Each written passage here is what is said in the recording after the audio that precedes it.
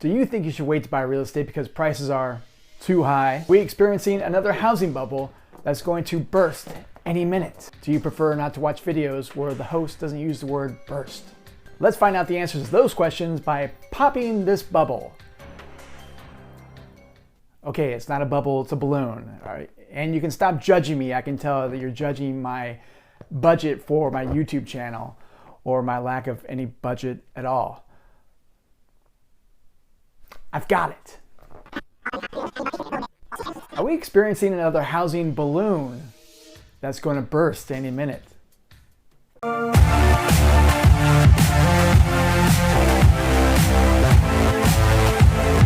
I'm Joey Rockenstein, and this is Rockin' Real Estate LA, the channel helping first-time home buyers become homeowners through results that rock. Home values appreciated by about 10% in 2020, and they're forecast to appreciate by another 5% this year. This has some voicing their concerns that there may be another housing bubble like the one that we experienced almost a decade ago. But experts are saying that we're not. Here are some reasons why. This time, the housing supply is extremely low, historically low in fact. The price of any market item is determined by supply and demand, and we all know about this. If supply is high and demand is low, prices normally decrease. However, if supply is low and demand is high, prices naturally increase. In real estate, supply and demand are measured by months' supply of inventory, which is based on the number of current homes for sale compared to the number of buyers in the market. The normal month's supply of inventory for the market is about 6 months. Anything above that defines a buyer's market, indicating prices will soften. Anything below that defines a seller's market, in which prices normally appreciate. Between 2006 and 2008, the month's supply of inventory increased from just over 5 months to 11 months. The month's supply was over 7 months in 27 of the 36 months, yet home values continue to rise. Months inventory has been under 5 months for the last 3 years, under 4 for 13 of the last 14 months, under 3 of the last 6 months, and currently stands at 1.9 months, a historic low. Again, if supply is low and demand is high, just remember, prices naturally increase. And if you guys are confused by anything I just said, go ahead and drop me a question in the comments below and let me know, hey, I'm confused. What the hell are you talking about? And stick around to the end of this video because I got some great insight as to why we are in a seller's market right now too. If you guys are confused about anything I just said about months inventory, or you thought that I sounded like one of Charlie Brown's teachers, you're not alone. I'd recommend maybe going and watching the movie The Big Short, starring Christian Bale, Brad Pitt, Ryan Gosling, and Steve Carell, and you'll probably get a better understanding, especially if it's explained by Margot Robbie in a bathtub. So here's Margot Robbie in a bubble bath to explain. Basically, got it? Okay. Maybe I should be in a bathtub. That's a good idea. Don't worry, I'm not going to be in a bathtub. This time, the demand for housing is real. It's real, mother!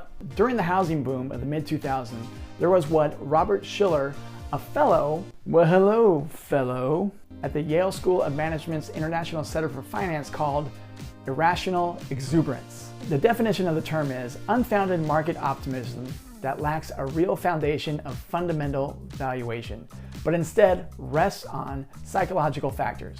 Without considering historic market trends, people got caught up in the frenzy and bought houses based on unrealistic belief that housing values would continue to escalate. You know, I can't afford to pay my credit card bill, but I'll just get a loan, I'll buy a house. Thanks, mortgage people! The mortgage industry also fed into this craziness by making mortgage money available to just about anyone, as shown in the Mortgage Credit Availability Index published by the Mortgage Bankers Association. The higher the index, the easier it is to get a mortgage. The lower the index, the more difficult it is to obtain one. Now, prior to the housing boom, the index stood just below 400. In 2006, the index hit an all-time high of 868. Again, just about anyone could get a mortgage. Today, the index stands at 122.5, which is well below even the pre-boom level. This time, households have plenty of equity. Again, during the housing boom, it wasn't just purchasers who got caught up in the frenzy. Existing homeowners were using their homes like ATM machines. I can't remember the PIN to my house. There was a wave of cash out refinances which enabled homeowners to leverage the equity in their home. From 2005 to 2007, Americans pulled out $824 billion in equity. That left many homeowners with little or no equity in their homes at a very critical time. As prices began to drop, some homeowners found themselves in a negative equity situation where the mortgage was higher than the value of their home.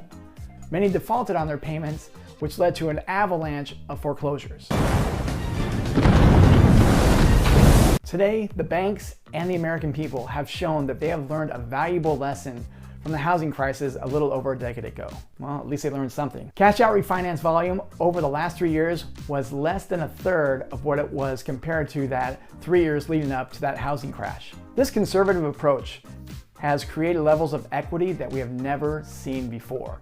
According to the Census Bureau data, over 38% of owner-occupied houses are owned free and clear, meaning without any mortgage. Also, ATTOM Data Solutions just released their fourth quarter 2020 U.S. home equity report, which revealed 17.8 million residential properties in the United States were considered equity rich, meaning that the combined estimate amount of loans secured by those properties was 50% or less of their estimated market value. The count of equity-rich properties in the fourth quarter of 2020 represented 30.2%, or about 1 in 3 of the 59 million mortgage homes in the United States. This time, housing supply is at a historic low, but the demand is real and rightly motivated. Even if there were to be a drop in prices, homeowners have enough equity to be able to weather a dip in home value. This is nothing like 2008. In fact, it's the opposite. In short, yes, we are in a seller's market, and yes, home prices are going to continue to appreciate this year. So if you guys are in the market to buy a house, don't wait to buy real estate. Buy real estate and wait. Yes, I just used a cheesy quote on you, but hey, it's the truth. And if you need help in your home search journey, check out the link in the description below for a web search portal that I've made for you guys, and also a buyer's guide and also a seller's guide, because I also help out sellers. So I'm here to help out everybody. Questions, comments, concerns? Do you guys think that we are in a housing bubble? Let me know in the comments. And if you found value in this video, give me a thumbs up. It doesn't even cost you a real thumb. Got it? Okay. I'm Joey Rockenstein. This is Rockin' Real Estate LA. Results that rock.